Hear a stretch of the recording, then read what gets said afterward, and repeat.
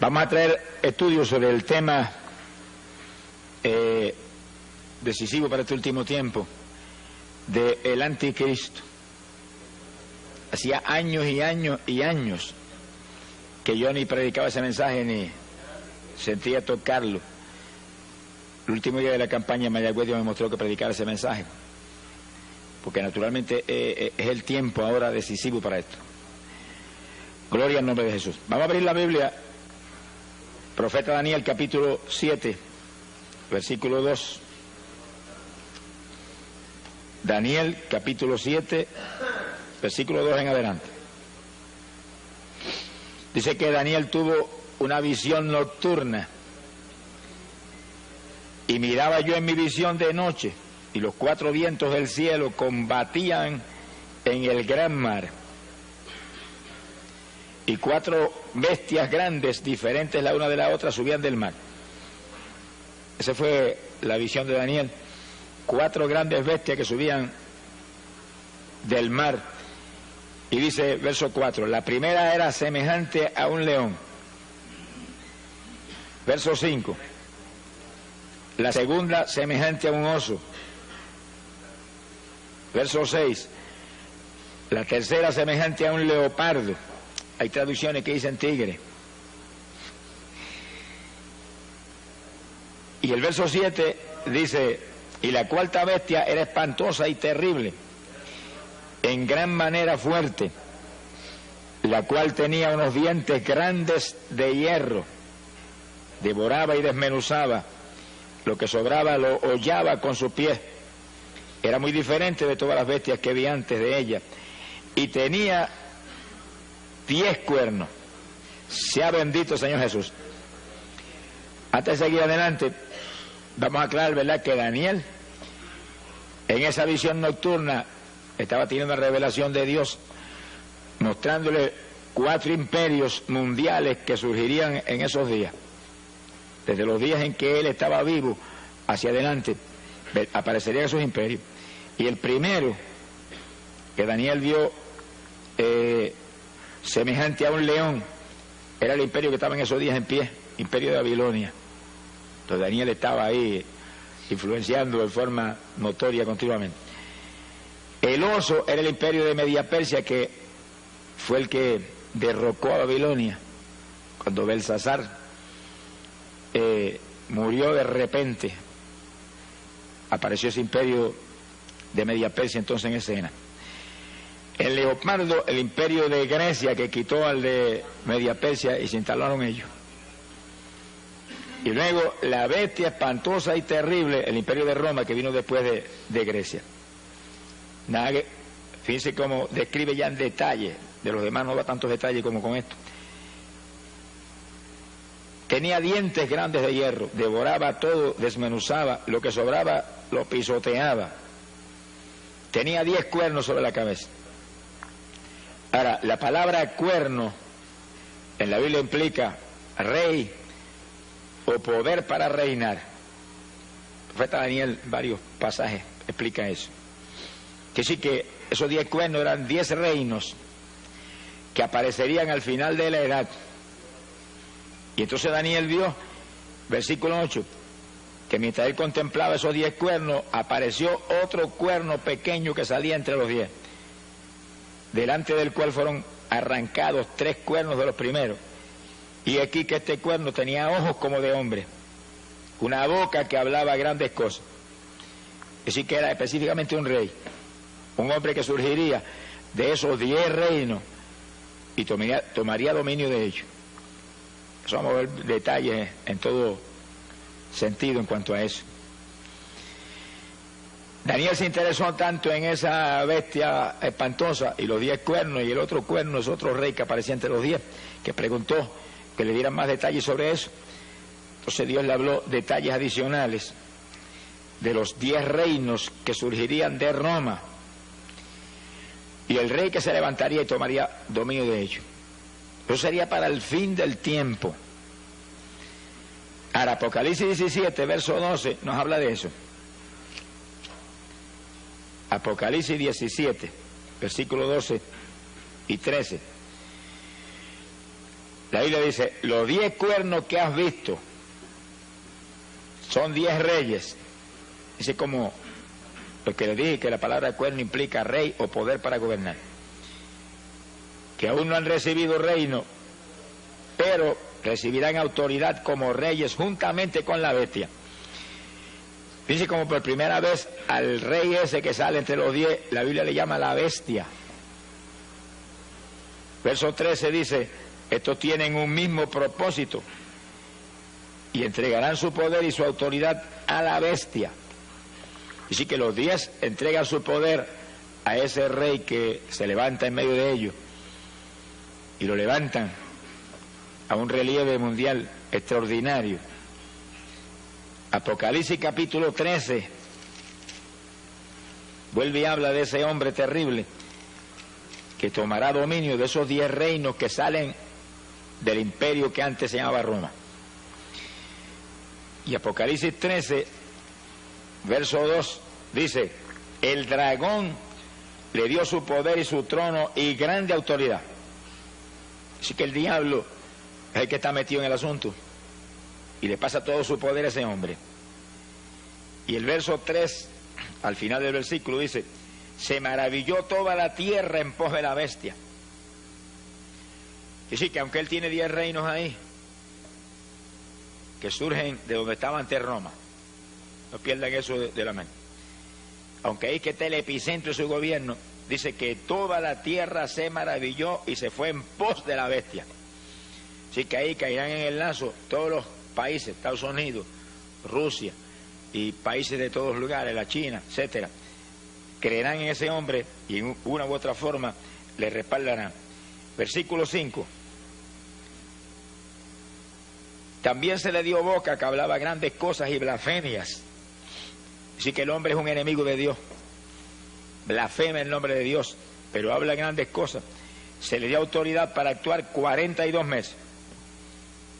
Y esos son 3 años y medio exactos, conforme al calendario profético de Dios. Por 3 años y medio tendrá autoridad para actuar en la forma violenta en que él va a actuar durante su reinado. Y el verso 7 dice algo inquietante. Se le permitió hacer guerra contra los santos y vencerlos. Y esos 42 meses son la gran tribulación en toda su plenitud. Que sí, que hay de los que se queden, alabado sea Dios. Es uno de los puntos que usan los que hablan que la iglesia pasará por la gran tribulación, para decir que la iglesia pasa por la tribulación, porque ahí dice que el anticristo peleará contra los santos y los vencerá, pero está hablando de los que se quedan, no está hablando de los que se van. Sea bendito Señor Jesús. De eso veremos detalles, ¿verdad?, bíblicos después bien claros y precisos, pero anticipándonos a eso, ¿verdad? Hay de los que se queden porque hará guerra contra ellos y les será dado vencerlos. ¿En qué forma los vencerá? Apocalipsis 6, versículo 9. El apóstol San Juan lo vio en visión. Dice, vi bajo el altar las almas de los que habían sido muertos por causa de la palabra de Dios y por el testimonio que tenían. Es un pasaje de la gran tribulación en todo su apogeo. Clamaban a gran voz y decían, ¿hasta cuándo, Señor santo y verdadero, nos juzgas y vengas nuestra sangre en los habitantes de la tierra? Que sí que los vencerán, sencillamente serán martirizados. Mártires. Palabra dice luego en forma clara que van a ser degollados aquí abajo por causa del testimonio de Cristo que mantienen. Pero el que no mantenga el testimonio, ese será sellado con el número de la bestia, que dice la Biblia, ahí mismo en Apocalipsis 13,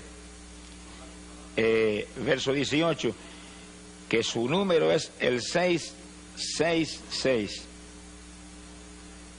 Sea bendito el nombre de Jesucristo. Y así que vienen eventos de una importancia tremenda para el pueblo de Dios. Terrible. Y cuando vemos que ahora mismo todas las señales del retorno de Cristo se cumplen, esta es la época de nosotros pelear con todo para estar asegurados de volar cuando suene la trompeta. Cuando suene la trompeta, y probaremos con la Biblia eso bien claro y bien detallado en breve, Cuando suene la trompeta, los creyentes firmes volarán. Ni veremos al anticristo, ni veremos gran tribulación, ni veremos nada de eso. Pero no lo crea hasta que no se lo probemos con la Biblia. Alabe lo que él vive. Bendito el Señor Jesucristo. Ahora, Daniel capítulo 8, verso 24, vuelve y habla de este hombre que le llama la bestia. El libro de Apocalipsis. Daniel capítulo 8, versículo 24, 23 en adelante.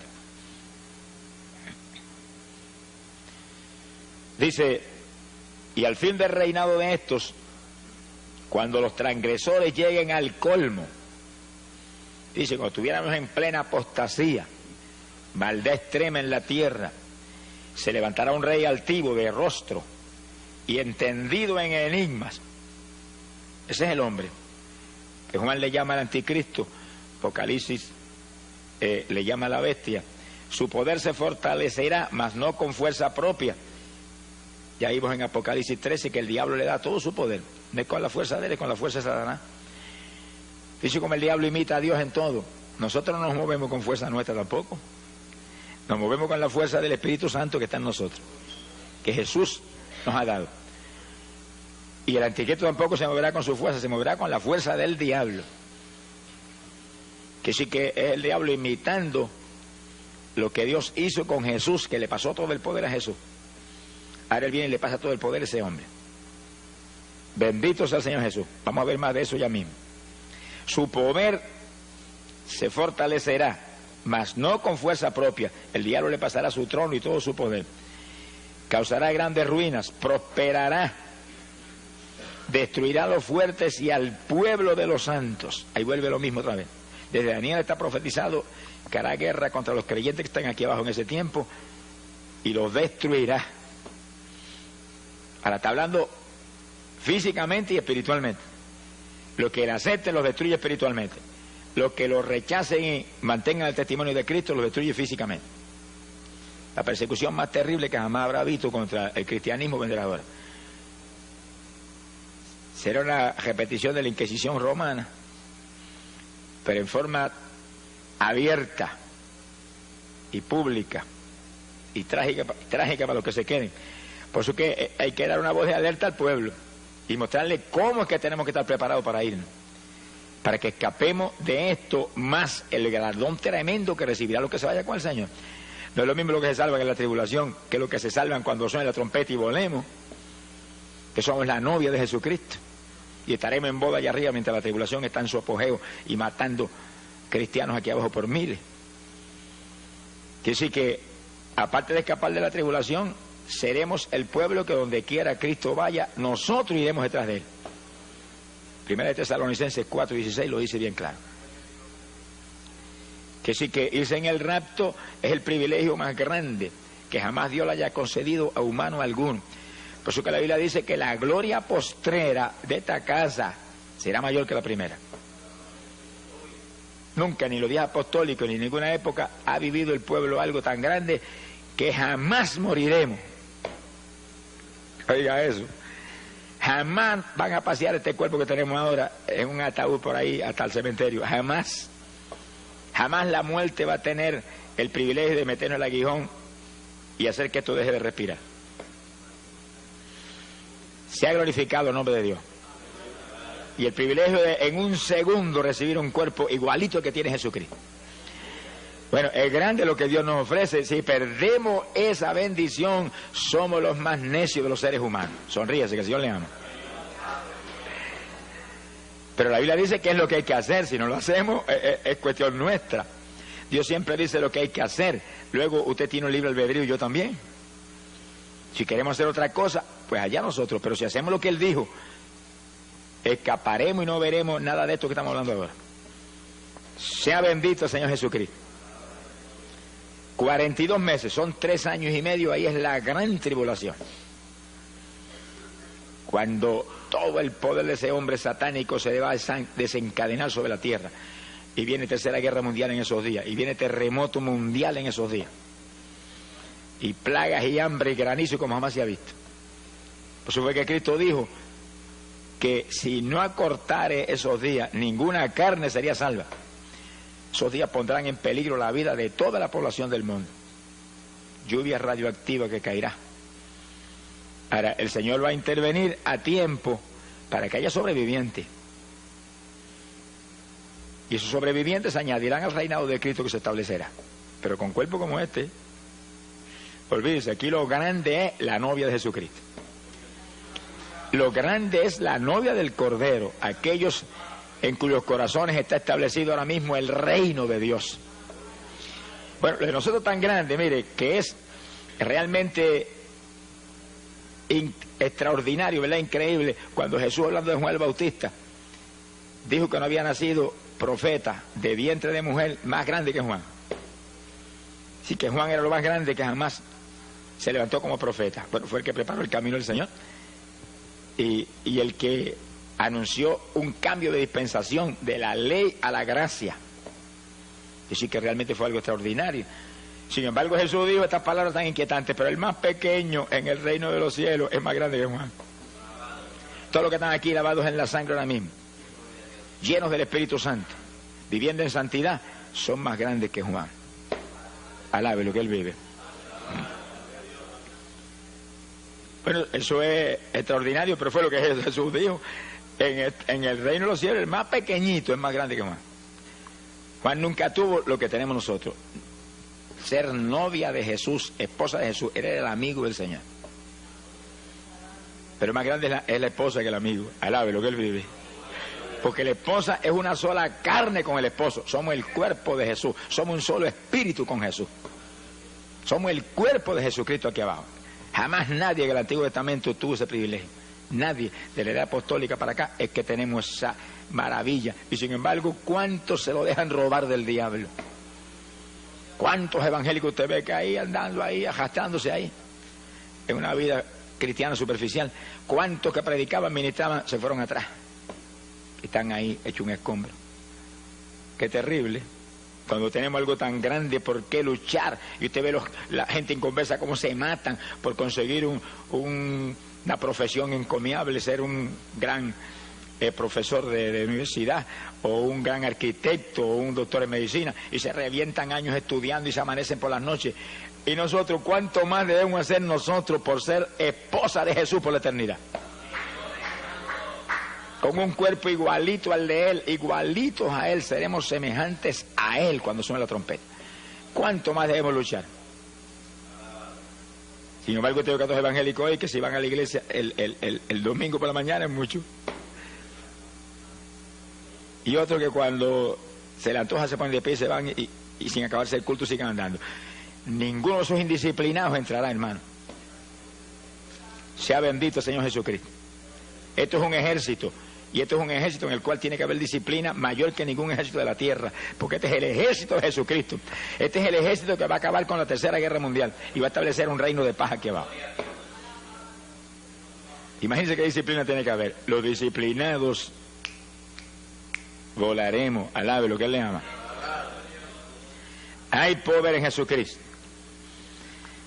Ahora, cuando el anticristo tome esos 10 reinos, fíjense que esos 10 reinos salen del territorio donde estaba Roma, donde vio la bestia esa espantosa Daniel.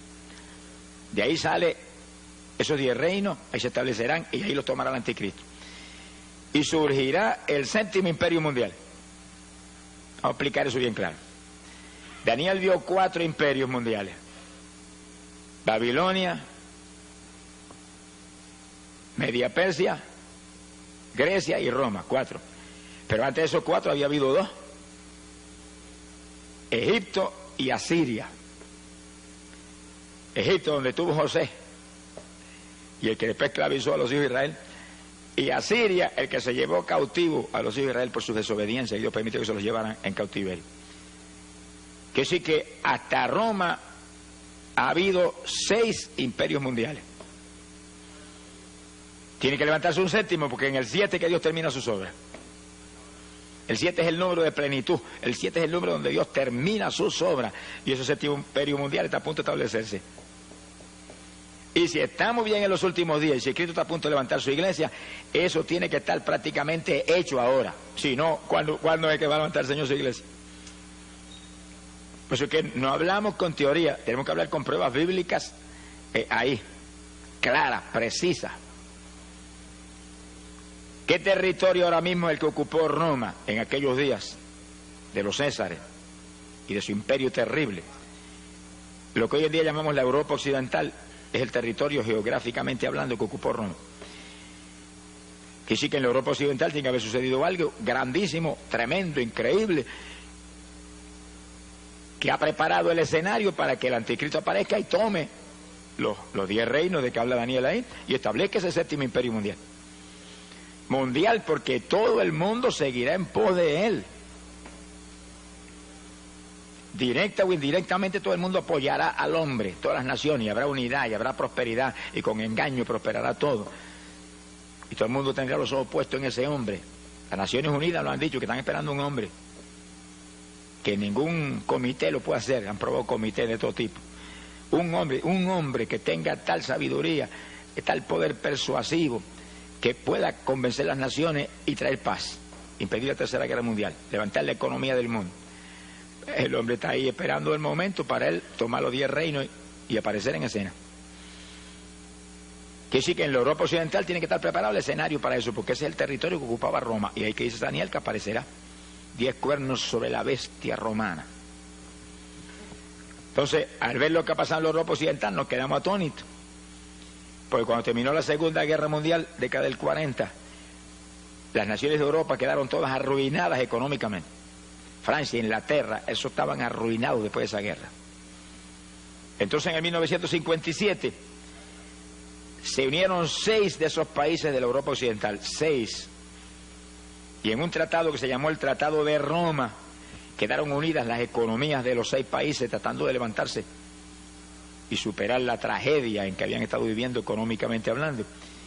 Y ahí se unieron Francia, Italia, Alemania Occidental, Holanda, Bélgica y Luxemburgo. 1957, y le llamaron el Tratado de Roma a esa unidad. Fíjese que lo que Daniel dice, que ese imperio surge de Roma. Pues le pusieron el nombre por si acaso alguna duda. Bendito el nombre de Jesús. Ahora, en 1971, nunca olvido que yo predicaba campaña en Chicago. Y una noche prediqué sobre este tema, y al otro día apareció en los periódicos en letras grandes: Inglaterra se une al mercado común europeo, 7º país que se unía. Luego, después de Inglaterra, se unieron Dinamarca e Irlanda, 9 países. Y años más tarde se unió Grecia, los 10 países. Pero cuando yo llegué ahora a Europa a predicar, se acaban de unir España y Portugal. Aquí sí que hay 12. Eso te muestra a ti que 2 tendrán que salir. Porque el anticristo va a tomar 10 reinos, no son 12. La Biblia no puede fallar ni por un ápice, porque es matemáticamente precisa. 2 saldrán. Y realmente fue extraordinario ver hace apenas unos días o unas semanas, que salió una proclama de las naciones del mercado común europeo, que es como le llaman a esa unidad, que estaban muy decididos a sacar 2 naciones fuera, porque la economía del mercado no estaba a lo alta que ellos creen que debe estar. Pero ahora mismo, en esos que están unidos, hay más de 330 millones de personas unidos, como si fueran prácticamente un solo pueblo. Pronto, dicen ellos, que van a quitar las fronteras, y entonces una persona pasará de un país a otro sin enseñar ni papeles ni nada, porque no va a haber frontera. Serán un solo imperio, un solo reino, y pondrán un sistema monetario común. Entonces eso está ahí ya determinado. Quiere decir que ese es el imperio del anticristo, donde está Francia, Inglaterra, Alemania, todos esos países ahí, sin saber lo que les viene para encima. ¿Y en manos de quién van a caer? Y un país como España, que le ha dado la espalda al Evangelio, y que ahora mismo hay como 40 millones de personas, y no sé cuál sería el número preciso, ¿verdad? Pero no hay probablemente ni 100.000 creyentes. en 40 millones de personas. Que sí que es una cosa increíble. No han creído en la verdad, Jesucristo. Les será dado creer en la mentira. Eso es lo que dice la Biblia. Cuando venga el anticristo lo agarrarán como el Mesías que viene del diablo. Sea bendito el nombre de Jesús. Que sí que el ambiente está preparado, solamente que el hombre venga y agarre los 10 reinos y establezca ese gobierno, y entonces sus actuaciones, su sabiduría, su sagacidad, todo su movimiento convencerán a las naciones que ese es el hombre que hay que ayudar y apoyar y seguir para que haya paz y se acabe la inflación y se acaben todas las tragedias que enfrentan las naciones hoy en día. Bendito el nombre de Jesucristo. Ahora, viendo nosotros un cumplimiento profético tan terrible como es ante nuestros ojos, ¿cuál tiene que ser la reacción nuestra? Bueno, lo que dijo el profeta Jeremías, que son palabras que quedaron escritas ahí y están en pie hoy para la iglesia del Señor como nunca antes. Jeremías capítulo 6, verso 16. Dijo, paraos en los caminos y mirad. Hay muchos caminos aquí abajo, muchas rutas, muchos senderos. Hay que pararse y mirar para todos lados, este, aquel, el otro. Y preguntar por la senda antigua. ¿Cuál es el buen camino? Y seguidlo, y hallaréis reposo para vuestras almas. Que sí que en la época de decidirse, toda la humanidad tiene que pararse, detenerse un momentito de todas sus inquietudes y sus preocupaciones terrenales y materiales, y preguntar cuál es la senda antigua, cuál es el buen camino, cuál es el único camino. Y cuando le digan el único camino es Cristo Jesús, sígalo, alabado sea Dios.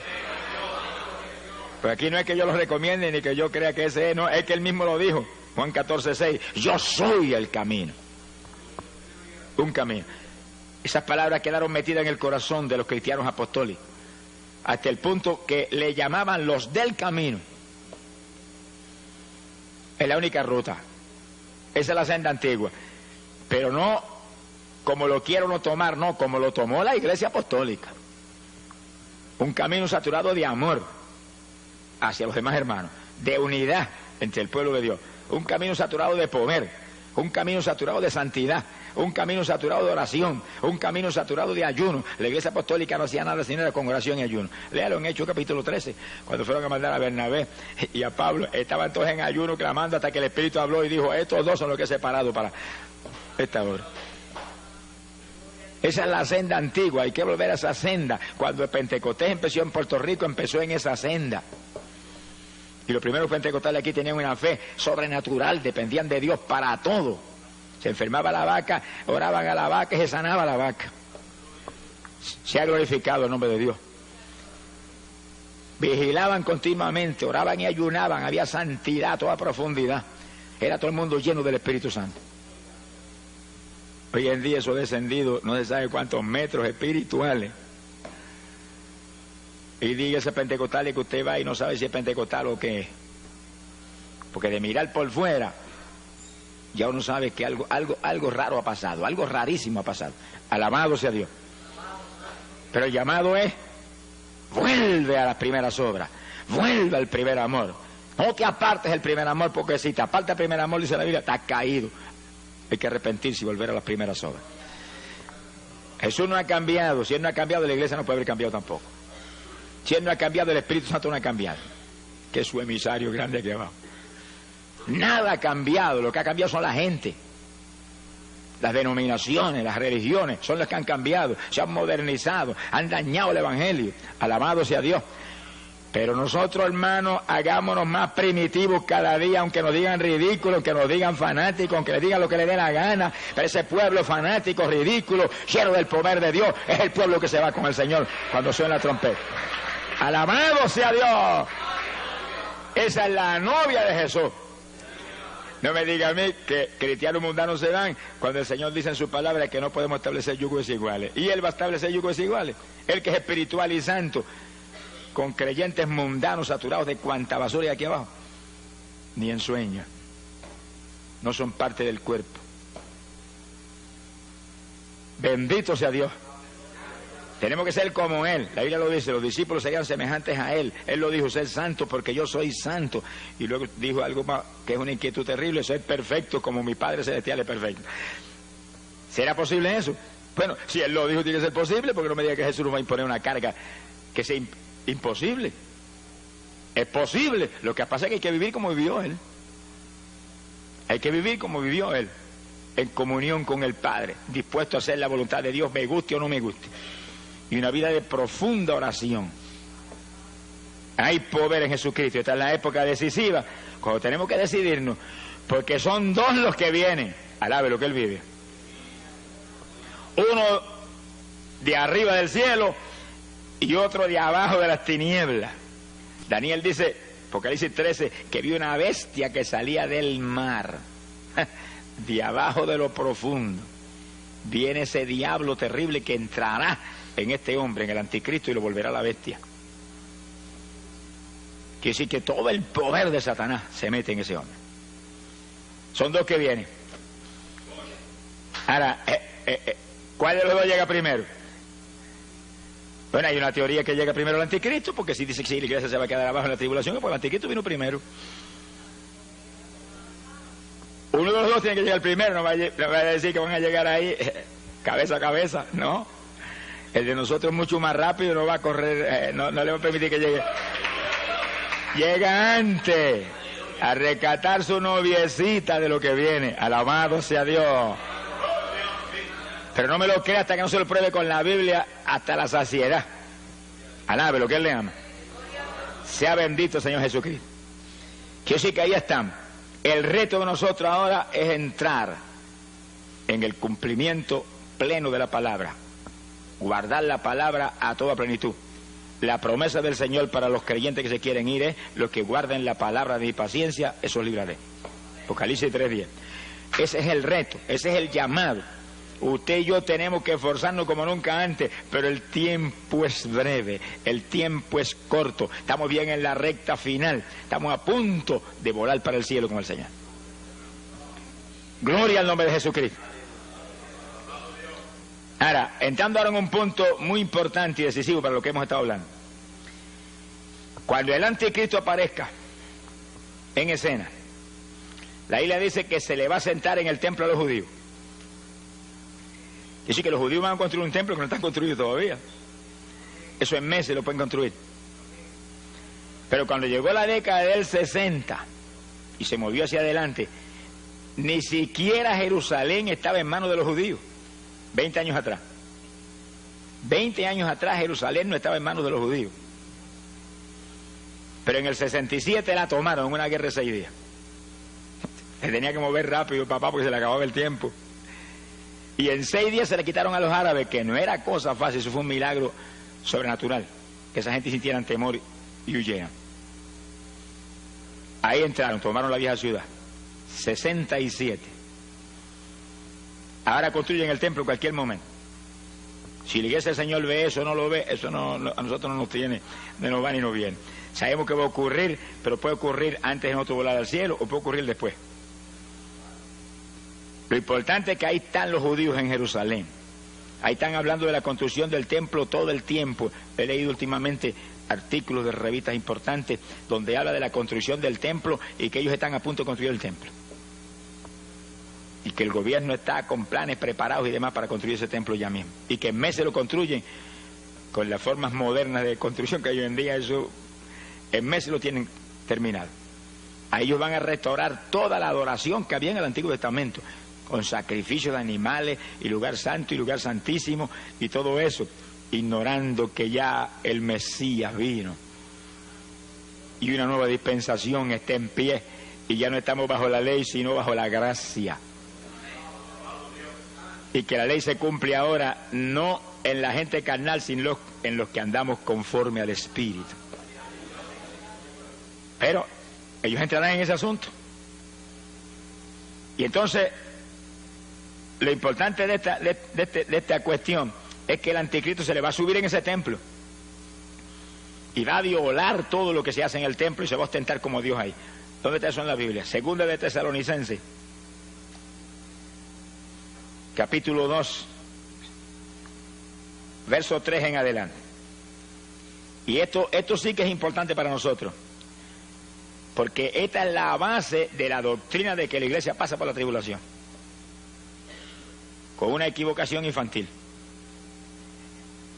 Mire lo que Pablo profetizó. Nadie os engañe de ninguna manera, porque no vendrá, está hablando de la venida del Señor, no vendrá el Señor sin que antes venga la apostasía y se manifieste el hombre de pecado, el hijo de perdición. Ese es el anticristo. Ahí que te dicen a ti, no, pasamos por la tribulación porque el Señor no puede venir hasta que no se manifieste el anticristo. Pero ahí no está hablando del rapto, está hablando de la segunda venida de Cristo. Vamos a probarlo más abajo según leamos los versículos. Está hablando de la segunda venida de Cristo, donde el Señor viene con su iglesia y acaba con la tercera guerra mundial y establece un reino de paz. Por supuesto, el anticristo tiene que venir antes que eso, porque él viene y va a destruir al anticristo y lo va a echar de cabeza al lago de fuego y azufre. Ahora, fíjese el resto: el cual se opone y se levanta contra todo lo que se llama Dios. Ahí está, en toda la tribulación, los últimos 3 años y medio, últimos 42 meses, oponiéndose a todo lo que se llama Dios, o es objeto de culto. Hay de los que rindan culto al Señor en esos días. Tanto que se sienta en el templo de Dios como Dios, haciéndose pasar por Dios. Ahí le suspende los ritos a los judíos, se le sienta en el templo y dice: aquí soy yo Dios, y se ostenta como Dios, y se forma el escándalo grande que lanza a la tierra a la gran tribulación. El gran pacificador se declara ahora como lo que es la bestia, Satanás encarnado. Mi alma te alaba, Jesús. Fíjese que el diablo imita a Dios en una forma tan profunda que en esos días levanta una trinidad. Satanás como Dios el Padre, que le da todo su poder al anticristo, su hijo espiritual satánico como él, y le da su trono, todo, igualito que Dios con Jesús. Y entonces aparece un falso profeta, que es el que va a estar al lado del anticristo, que es el que hace todas las obras, y levanta una estatua. Apocalipsis 13 habla de eso, y esa estatua tiene un poder tan terrible que la misma estatua mata a aquellos que no la adoran. Ahora no es una estatua ahora muerta con ojos que no ve como las actuales, es una estatua animada. ¿Qué clase de demonio habrá dentro de la estatua? Imagínense. Y sí, eso es una idolatría terrible, adorando al anticristo a través de esa estatua. Pero el falso profeta es el que hace las obras, como ahora. Ahora el que hace las obras es el Espíritu Santo, que no se mueve para nada si no es en el nombre de Jesucristo. Y el falso profeta no se mueve para nada si no es en el nombre del anticristo. Es una trinidad diabólica: el diablo, el anticristo y el falso profeta, imitando la trinidad de nuestro Dios. Mire que hasta el diablo sabe que Dios es una trinidad y la gente que abajo no lo sabe. Sonríase, que el Señor le ama. Y gente que se burla, dice: eso es un Dios con 3 cabezas. Señor, reprenda al diablo y a ellos también. Alabado sea Dios. Es un solo Dios que se manifiesta en 3 divinas personas. Pero lo dice la Biblia, los tres una sola cosa son, un solo Dios. Jesús, la única forma visible de Dios. Dios el Hijo. El Padre, que está en el trono allá resplandeciendo. Allá veremos esa maravilla cuando entremos. Y el Espíritu Santo es el que está aquí. El Espíritu Santo es el que está aquí. Ese es el que está con nosotros, el que hace sentir a usted de vez en cuando un fueguito por acá, una corrientita por allá, como mostrando: aquí estoy. Ese es el que hace que Jesús sea una realidad en medio de su iglesia. Que se cumpla lo que Jesús prometió: estoy con vosotros todos los días de vuestra vida, por medio de la persona del Espíritu Santo.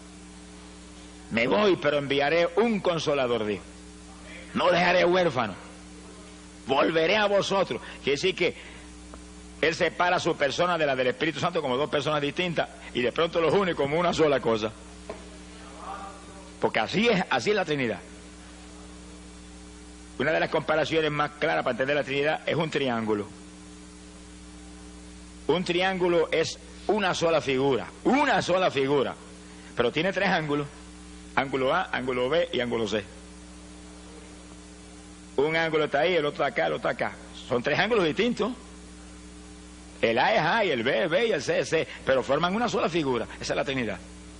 3 personas: Dios el Padre, Dios el Hijo, Dios el Espíritu Santo, pero un solo Dios. Sea bendito el nombre de Jesucristo. Y el diablo lo sabe. Muchas religiones no lo saben, pero el diablo lo sabe. Y como él imita todo, en todo imita a Dios, establece una Trinidad en esos días. Y él se pone ahí como el Dios el Padre, y el anticristo como Dios el Hijo y el falso profeta como Dios el Espíritu Santo. Sea bendito Señor Jesucristo. Se le sentará arriba en el trono, en el templo a los judíos.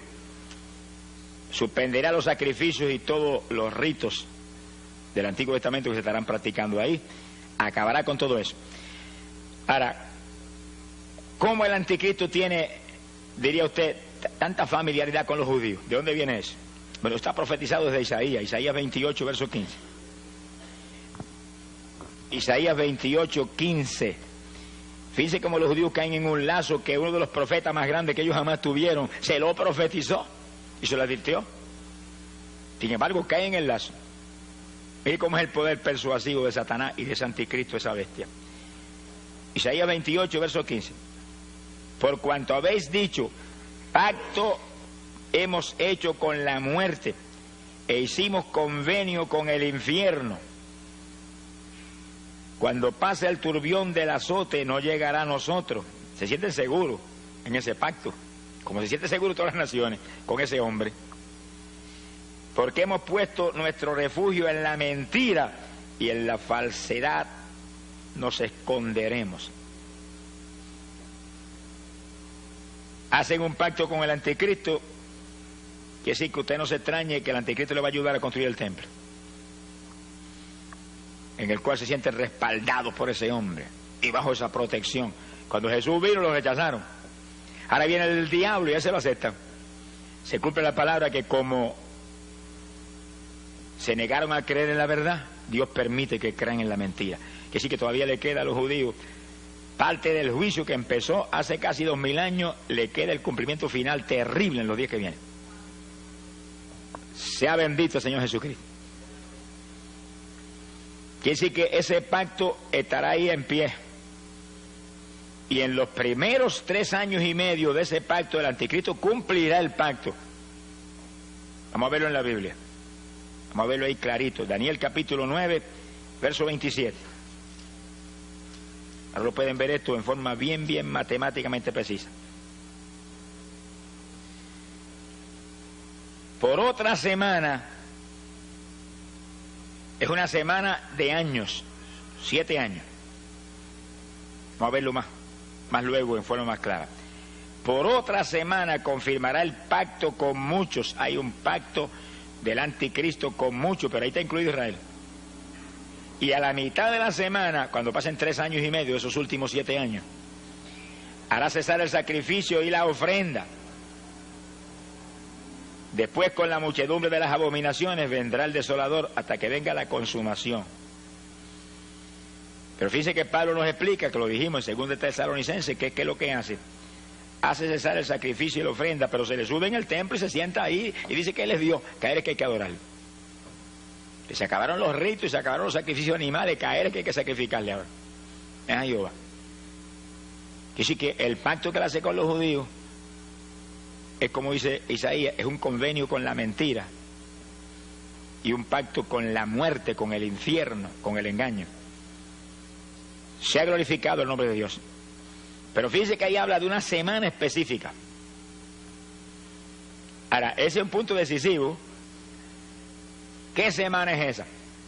Son los últimos 7 años de esta dispensación. Los últimos 7 años de esta edad. Ahora, en Daniel capítulo 9, verso 24, tenemos que entender esto para poder entender ese punto. Daniel habla de 70 semanas determinadas para su pueblo. Esos son 490 años, son 70 semanas de años. Multiplique 70 por 7 y son 490 años. De esos 490 años, desde que restauraron a Jerusalén, reconstruyó Esdras a Jerusalén hasta la muerte de Cristo en la cruz, pasaron 69 de esas semanas, 483 años. Quedaron 7 fuera. ¿Cuándo esos 7 aparecerían? Ahí lo dice en el versículo 27. Una última semana en la cual confirmará el anticristo el pacto con muchos, pero a mitad de esos 7 años se sube en el templo y hace cesar el sacrificio y la ofrenda. Y sí que queda de las 70 semanas que dijo Daniel que serían para Israel, queda una. Esa es la última semana, últimos 7 años de esta dispensación. Ahora fíjense en esto, que es lo importante que es esto para nosotros. Si en esos últimos 7 años de esta edad es cuando el anticristo aparece, y a mitad de los 7 años se le sube en el templo a los judíos, eso es atención de Dios para Israel. Porque aquí lo dice, 70 semanas determinadas para tu pueblo. ¿Cuál es el pueblo de Daniel? ¿Eso no somos nosotros? Si en esos últimos 7 años es atención de Dios para Israel, ¿dónde está la novia de Jesús? De boda, alabe lo que él vive, de boda. Y la Biblia dice que las bodas no son aquí abajo, Apocalipsis 19 dice que las bodas son en el cielo. Y sí, por eso tenemos una seguridad absoluta que cuando el anticristo aparezca, no estamos aquí, porque ahí comienzan los últimos 7 años. Ya hemos volado y nos fuimos. La atención de Dios ahora es totalmente, exclusivamente para la novia de su Hijo, la iglesia. ¿Y qué dice la Biblia? En los últimos días derramaré mi espíritu sobre toda carne. Mire cómo es la atención de Dios ahora. Derramamiento del espíritu para que nuestros hijos y nuestras hijas profeticen, nuestros jóvenes tengan visiones, los viejitos tengan sueños, y siervos y siervas, unción nueva del espíritu para profetizar. Profecías, sueños, visiones, ¿sobre qué? Sobre los últimos días. Cristo viene, está a punto el Señor de venir, mira, están cumplidas las señales, todo esto está hecho ya. Y todos los detalles ahí, nosotros hablando de eso. No hay otra conversación ahora nada más que esa. La venida del Señor, la venida del Señor. Está a punto el Señor de levantar su pueblo. Y cuando volvemos nosotros para arriba, entonces la atención de Dios volverá otra vez sobre Israel. 7 años que completarán las 70 semanas de años que Daniel profetizó hace más de 2500 años. Sea bendito el nombre de Jesucristo. Que sí que el asunto es matemáticamente claro, pero para que sea todavía más claro, volvamos a 2 de Tesalonicenses, capítulo 2, ahora en el verso 6. Y Pablo dice: y ahora vosotros sabéis lo que lo detiene, lo que impide que se manifieste el anticristo ahora mismo, a fin de que a su debido tiempo se manifieste, porque ya está en acción el ministerio de la iniquidad, solo que hay quien al presente lo detiene. Alguien ahora mismo impide que él se manifieste y aparezca ahí, tome esos 10 reinos y comience, resurja el séptimo imperio mundial. Fíjense que el séptimo imperio mundial es un resurgimiento de Roma, una resurrección del viejo imperio romano.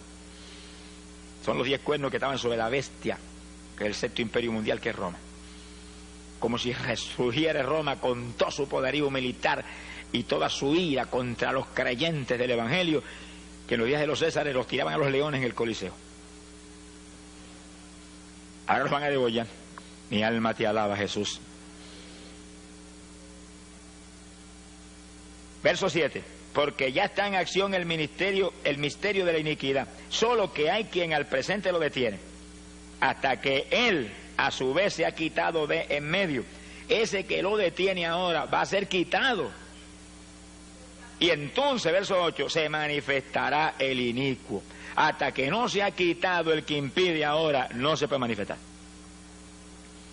Y si cuando suene la trompeta y arrebatados en nubes volemos hacia el aire, el encuentro del Señor, ahí el anticristo se sonreirá y dirá: ahora yo puedo aparecer. Ahora voy yo, ahora soy yo el principal personaje en la tierra. ¿Y por qué no se puede manifestar mientras la iglesia del Señor está aquí abajo? Porque la iglesia del Señor, y yo no estoy hablando de todos los evangélicos que existen hoy en día, porque eso no es.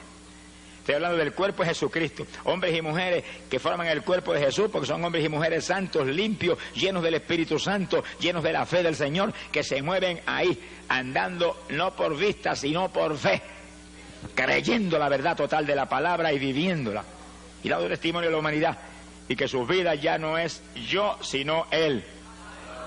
Y que el único incentivo de estar aquí abajo, porque somos de arriba, es llevar luz a los perdidos. Esa es la iglesia del Señor. Los demás no están pegados al cuerpo de Cristo ni con saliva. Sonríese, que el Señor le ama. Están convencidos, pero aquí no es cuestión de convencerse, aquí es cuestión de convertirse, desde la mollera de la cabeza hasta la planta de los pies, desde las uñitas hasta el pelo, por dentro y por fuera, nada de lo que él le ama. ¡Ay, Sahaya, Sojaba! Si el anticristo se manifiesta ahora, mientras la iglesia del Señor está aquí, la iglesia del Señor tiene promesas de Jesús, os he dado poder contra todo poder del enemigo. Pisarán serpientes y escorpiones, no os dañarán. En mi nombre echarán fuera demonios. Y dijo, y los discípulos serán semejantes a mí, harán mis obras y aún mayores. Se aparece el anticristo, ahora le caemos como el que apaga fuego encima. Lo único que va a poder hacer es taparse, cubrirse, porque los golpes lo van a abrumar.